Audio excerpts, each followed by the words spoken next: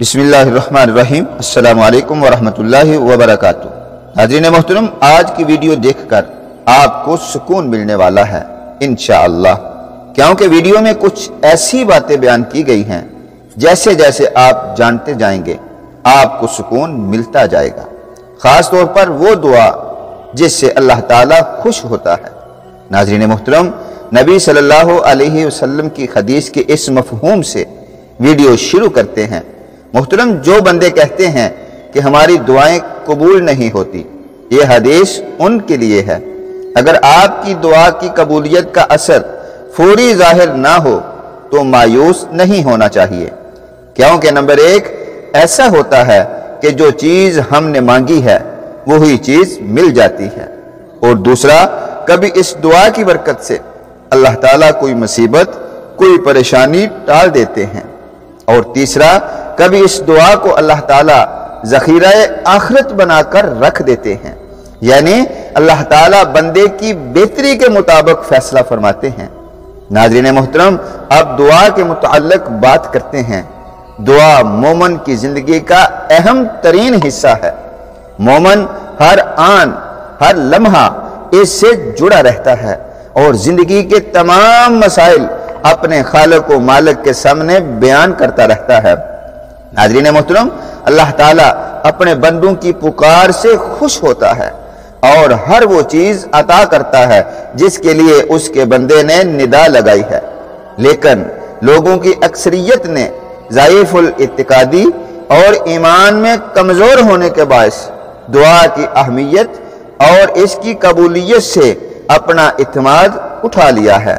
ناظرین محترم، دعا تو کرتے ہیں مگر عدم قبولیت کی بنا پر، یعنی اپنی دعاؤں پر ہم خود اعتماد نہیں کرتے، حالانکہ ابتدا سے ہی اللہ تعالیٰ کی مخلوق نے ہمیشہ اللہ کو پکارا ہے۔ انبیاء کی بعثت کا عظیم مقصد اللہ کو پکارنے کی طرف بلانا ہے۔ ناظرین محترم، انبیاء نے خود بھی اللہ کو پکار کر اپنی اپنی امت کو اس کی تعلیم دی ہے۔ قرآن پاک میں کتنے انبیاء کا ذکر ہے جو اللہ کو پکارتے ہیں، اور ہر مومن بلکہ اللہ کا ہر ولی جو واقعی اللہ کا ولی ہو، انہوں نے ہمیشہ اللہ کو پکارا ہے۔ ناظرین محترم، دعا خالص عبادت کا نام ہے۔ تمام نبیوں کے سردار، تمام انسانوں میں اشرف حضرت محمد صلی اللہ علیہ وآلہ وسلم نے ارشاد فرمایا ہے۔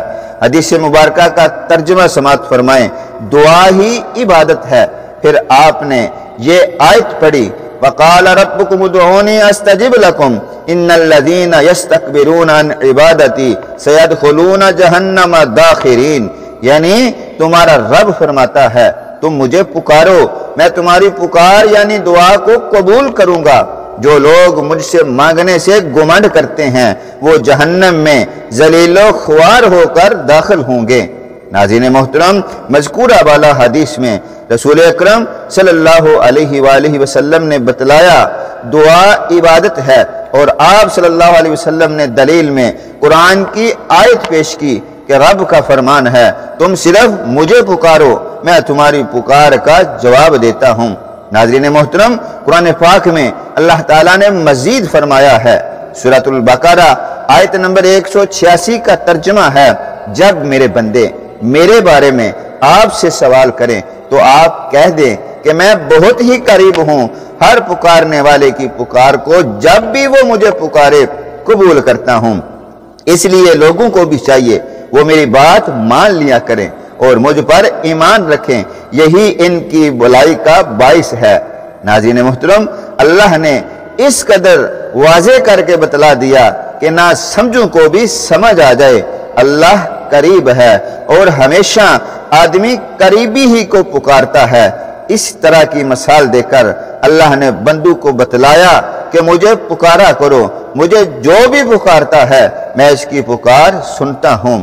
ناظرین محترم، یہاں تک میرا مقصد ان لوگوں کا ذکر کرنا تھا جو کہتے ہیں ہماری دعائیں قبول نہیں ہوتی، تو عدم قبولیت کی وجہ تلاش کریں اور اپنے اصلاح کریں۔ اب ان لوگوں کا ذکر کرتا ہوں جن کی دعا رد نہیں ہوتی۔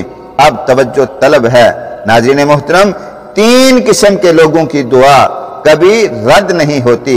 सुनिए, रसूल अकरम सल्लल्लाहु ताला अलैहि वसल्लम ने इरशाद फरमाया, सही तिरमिज़ी शरीफ में 3448 नंबर हदीस का तर्जमा है। आप सल्लल्लाहु अलैहि वसल्लम ने फरमाया, 3 तरह की दुआएं मकबूल होती हैं। नंबर 1 मजलूम की दुआ, नंबर 2 मुसाफिर की दुआ, और बाप की दुआ अपनी औलाद के हक में। नबी करीम सल्लल्लाहु अलैहि वसल्लम ने हजरत मुआज रदियल्लाहु ताला अन्हु को जब गवर्नर बनाकर यमन भेजा तो आप सल्लल्लाहु अलैहि वसल्लम ने इन्हें हदायत फरमाई। ये हदीस सही बुखारी शरीफ में मौजूद है। तर्जमा समात फरमा लें। आपने फरमाया, मुआज, मजलूम की बददुआ से डरते रहना, क्योंकि इसकी दुआ और अल्लाह ताला के दरमियान कोई पर्दा नहीं होता। मजलूम काफिर भी हो तो इसकी दुआ भी रद्द नहीं की जाती, क्योंकि नबी सल्लल्लाहु अलैहि वसल्लम का फरमान है, मजलूम की दुआ कबूल की जाती है, चाहे फाजर ही क्यों ना हो। फजूर का खमियाजा इसकी अपनी जान पर होगा। नाज़रीन मोहतरम, जुल्म व ज़ियादती दरबारे इलाही में इस कदर संगीन जुर्म है कि इसकी सजा दुनिया में भी मिलती है और आखिरत में भी दी जाएगी। इसी तरह मुसाफिर की दुआ भी कबूल होती है और वालिद की अपनी औलाद के हक में दुआ कभी रद्द नहीं होती। इस पस मंजर में आपसे ये अर्ज करना है कि जुल्म का बदला ले लेने से कोई मजलूम नहीं रह जाता। सफर में बुराई करने से दुआ बेअसर हो जाती है और बाप का नेक उसाले ना होना दुआ की तासीर छीन लेता है। इन 3 लोगों के अलावा हदीस में साले औलाद की दुआ का जिक्र है जो बाप के हक में कबूल की जाती है। एक रवायत मुस्लिम में है जिसमें 3 चीजों के सदका जारिया का जिक्र है। नाज़रीन मोहतरम, नबी सल्लल्लाहु अलैहि वसल्लम का फरमान है, तर्जुमा, जब इंसान मर जाता है तो इसका अमल मुंतके हो जाता है सवाए 3 चीजों के, जिनका फैज उसे बराबर पहुंचता रहता है। एक सदका जारिया, दूसरा इल्म जिससे लोगों को फायदा पहुंचे, तीसरा साले औलाद जो इसके लिए दुआ करती है।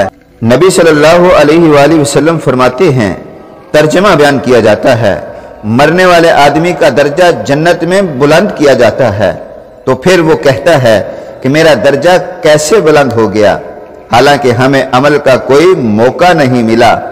इसको जवाब दिया जाता है कि तेरे लिए तेरी औलाद की दुआ और इस्तिगफार करने के सबब से तेरा दर्जा बुलंद हुआ है। नाज़रीन मोहतरम, अब वो दुआ याद कर ले जो अल्लाह को खुश कर देती है, यानी जिसके पढ़ने से अल्लाह ताला खुश होता है। और याद रहे, ये दुआ रसूलुल्लाह सल्लल्लाहु अलैहि वसल्लम ने बतलाई है।